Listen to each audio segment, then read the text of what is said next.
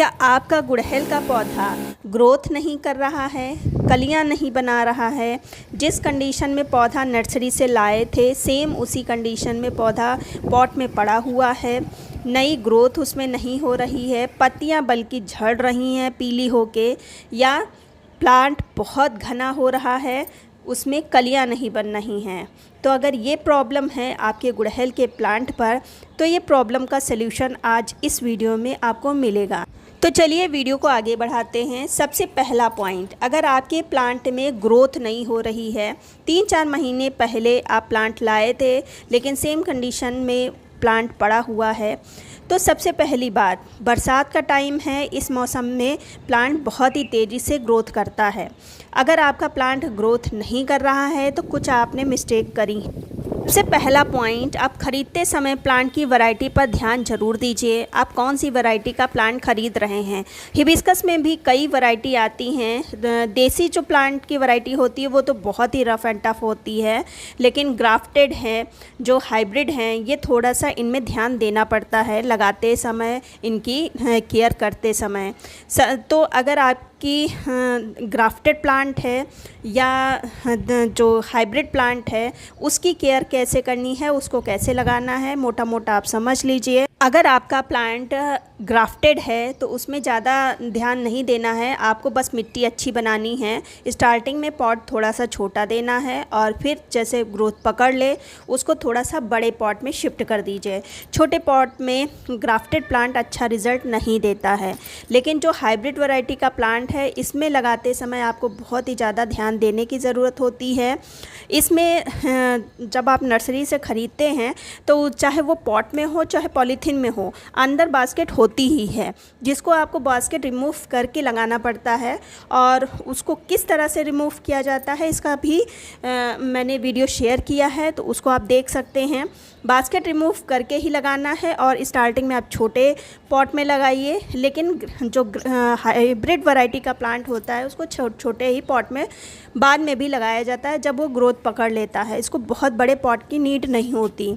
दूसरा, hybrid plant को पानी बहुत ही संभाल के डालना होता है। ओवर वाटरिंग के कारण ही ये प्लांट ख़त्म होता है, इसलिए इसकी मिट्टी बहुत ही वेल ड्रेन बनाई जाती है। मिट्टी बनाते समय आप एक पार्ट जो गार्डन सॉइल हो वो ले लीजिए और उसका हाफ पार्ट आप जो सैंड होती है उसको मिक्स कर लीजिए, और सैंड का हाफ पार्ट आप कंपोस्ट को मिक्स कर लीजिए। तीनों को मिक्स करके आप हाइब्रिड प्लांट लगा दीजिए।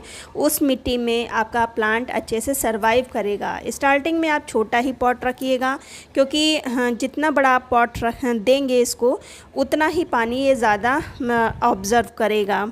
इस चीज़ का आप ध्यान रखिए। अब बात कर लेते हैं, आपका प्लांट बहुत बड़ा हो चुका है लेकिन उसमें फ्लावरिंग नहीं हो रही है, तो आप मेरे ये प्लांट देखिए।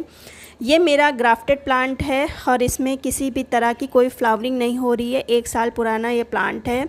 एक्चुअली में ये प्लांट इस छोटे से पॉट में लगा हुआ था, तो ग्रोथ तो अच्छी हो रही थी लेकिन कलियां नहीं बन रही थी। देखिए ये एक भी कली नहीं है और 1 साल के हिसाब से इसमें ग्रोथ भी नहीं है, जबकि हाइब्रिड प्लांट में अच्छी ग्रोथ चल रही है, जबकि वो छोटे ही छोटे पॉट में लगे हैं।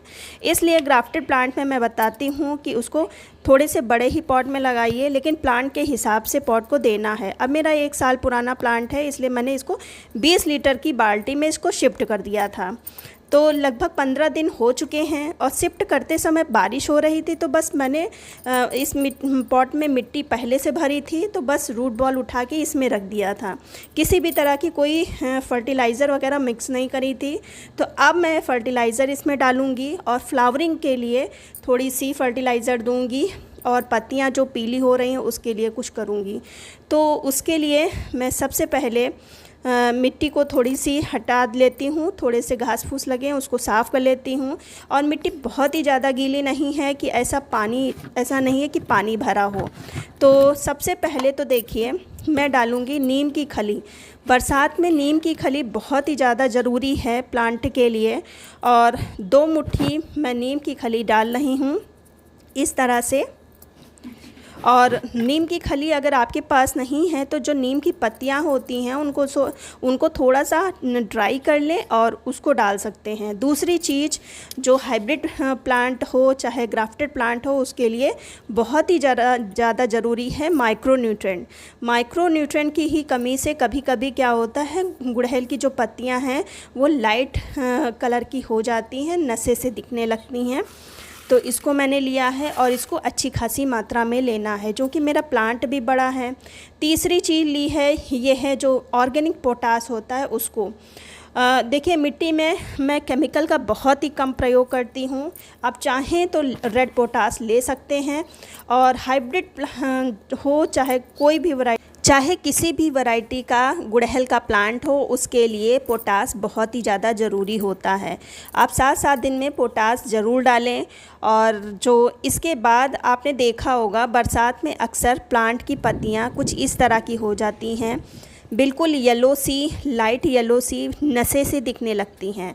तो इसके 2 कारण होते हैं। अब देखिए, ये प्लांट वही है, अगर आप मेरे रेगुलर वीडियो देख रहे होंगे तो ये प्लांट पहचान गए होंगे। इस प्लांट पे मैंने कुछ काम किया था, ये बिल्कुल वाइट कलर की पत्तियां इसकी हो गई थी। अब देखिए, जितनी भी नई पत्तियां निकल रही हैं वो सब ग्रीन हो रही हैं, और जो पहले की पत्तियां हैं वही बस येलो हैं। नई ग्रोथ इसमें ग्रीन निकल रही है। सेम यही कंडीशन इस प्लांट पे भी था। थोड़ा सा इस पे पेस्ट अटैक है तो उसको मैं सही कर लूँगी, और भी मेरे प्लांट पर है। तो ये अक्सर बरसात में ये प्रॉब्लम हिबिस्कस में आ जाती है। अब ये देखिए, इस प्लांट में भी पत्तियां देखिए वाइट सी होने लगी हैं। तो ये ऐसी प्रॉब्लम हिबिस्कस पर आयरन की कमी के कारण होती है। तो उसके लिए मैंने थोड़ा सा पानी लिया है, और थोड़ी ही मात्रा मैंने पानी की ली है, और ये मेरे पास जिलेटेड आयरन है। जिलेटेड आयरन की ही कमी से पत्तियों में हरापन चला जाता है, ग्रीन नशे से दिखने लगती हैं, और ये अक्सर प्रॉब्लम बरसात में होती है। तो उसके लिए मैंने इसके लिए 10 लीटर पानी लिया है। तो 10 ml के ही करीब मैं इसको निकाल रही हूँ, और सबसे पहले मैं थोड़े से पानी में इसको घोलूँगी, क्योंकि जब ज़्यादा पानी होता है तो ये अच्छे से नहीं घुल पाता है। तो हम पहले से ही इसको घोल लेते हैं, इस तरह से किसी स्पून की सहायता से पहले हम अच्छे से इसको घोल लेते हैं। जब ये घुल जाए तब जितना पानी आपको ज़रूरत है उतने पानी में आप इसको मिक्स कर दें। अब ये देखिए, मैंने पहले ही 10 लीटर पानी भर लिया है और उसमें मिक्स कर दिया है, और अपने सभी हिबिस्कस के प्लांट में ये पानी हम दे देंगे।